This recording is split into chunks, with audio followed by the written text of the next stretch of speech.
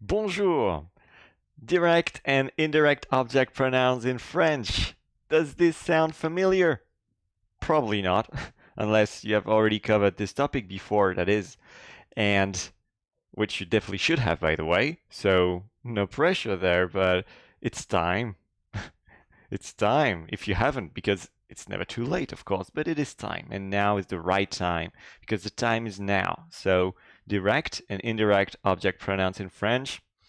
How does it all work? Does it even work? Keep watching and you'll find out. First off, we're going to start this video with the direct object pronouns. And what is it? It all starts with a definition. The direct object pronoun is used in this case to avoid repetition. For example, je vois un robot. You see a robot. You can also say je le vois. I see it. And notice where we place this pronoun in the sentence. It is not je vois le, like it would be in the word order of English, but here it is je le vois. I it see. Very nice to see this. And now here are the details. When you look carefully at this chart, you notice that we have a little more work to do in French. Because, you know, in English, it's slightly easier. In French, you will find that we also have indirect object pronouns, and we need to identify what does what in the sentence. And we're going to start here with simple examples. Tu me vois, you see me. Again, notice where we place the pronoun in the sentence. Je te vois, I see you. I you see. Tu me vois, you me see. Je le vois, je la vois, depending on the gender. Le masculine, la feminine, and you guessed that probably already because, hey, how many videos have you been watching up till now? Probably, you know, a bunch. And je le vois is masculine, so it is I see him. In English, you would say I him see. Je la vois, I her see. Tu nous vois, you see us. Je vous vois, I see you. Je les vois, and here, thank God, sometimes we don't have masculine and feminine form of that pronoun. It is unisex. It works for both sexes, and that's less pronouns to study and to juggle with, which is amazing when you think about it. But there is one problem. One problem with this chart. It is that the grammar police informs me right now that you should watch out for questions. Because when you have the question, do you like gold? And it is a well-common question. Well, you cannot answer oui, je l'aime.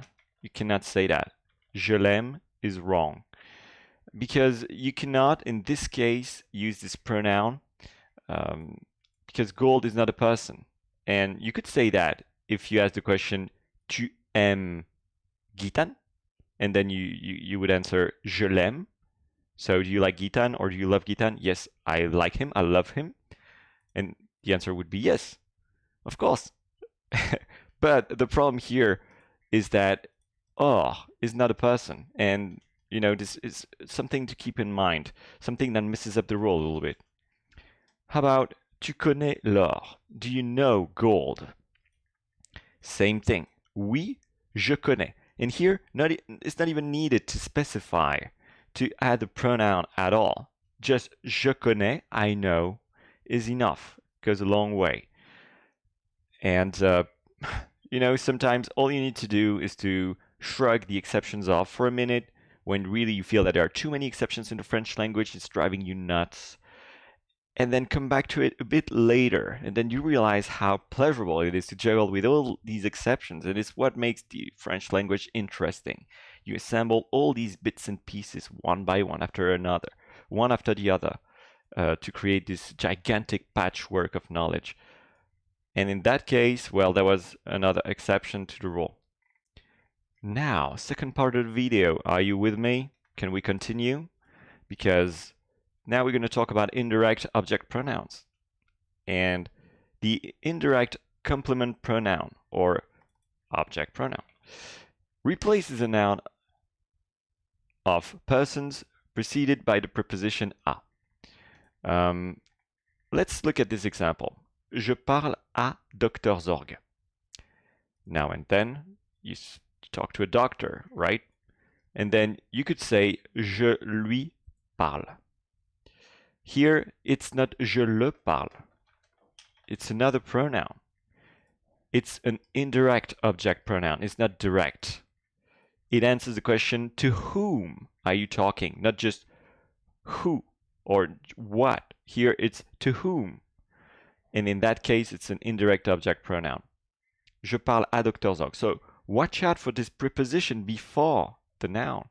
It's a telltale that you're dealing with an indirect object pronoun. Let's look at the details. It's a lot of information here. And I just want you to pay special attention to that preposition in front of the indirect object pronoun.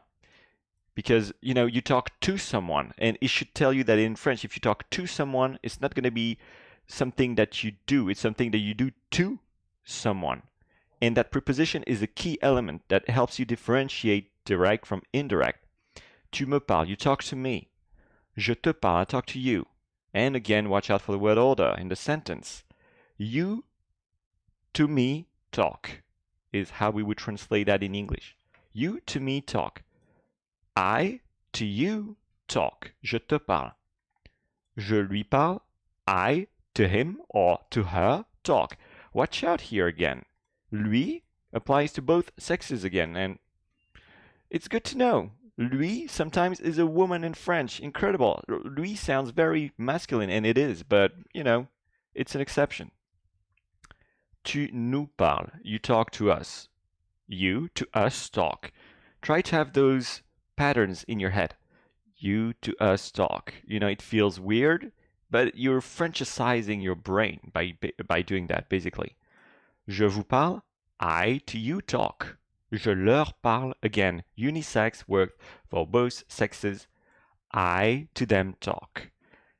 And here, notice that there is no S here. You will find other words in French that are very similar to that one.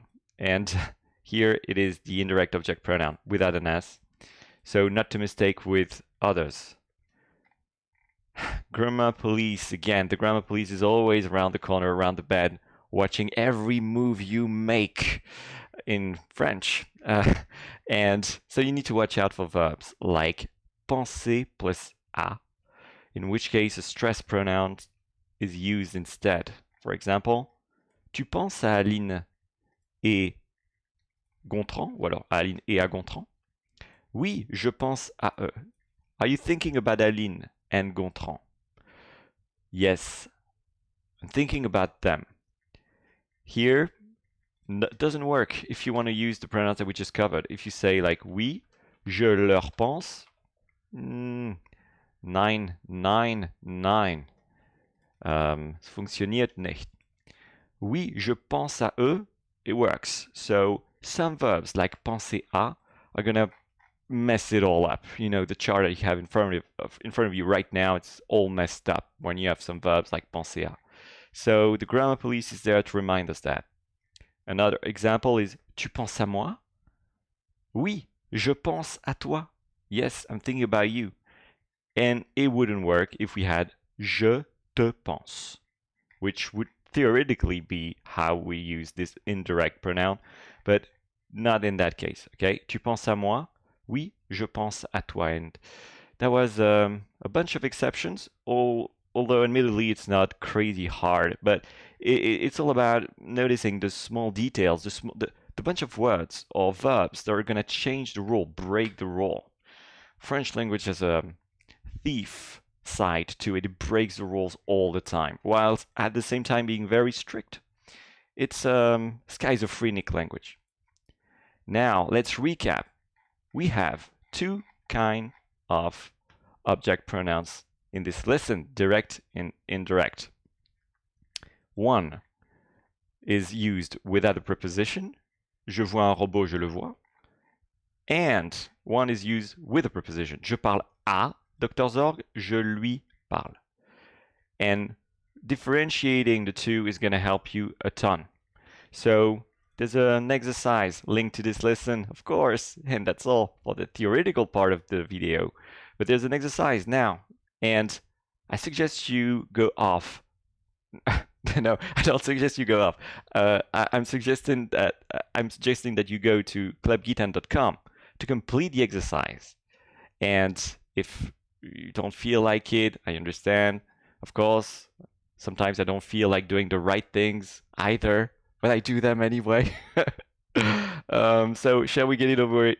Shall we get it over with now or later? The link is below the video. That's all for today. Thank you for watching, and bye for now.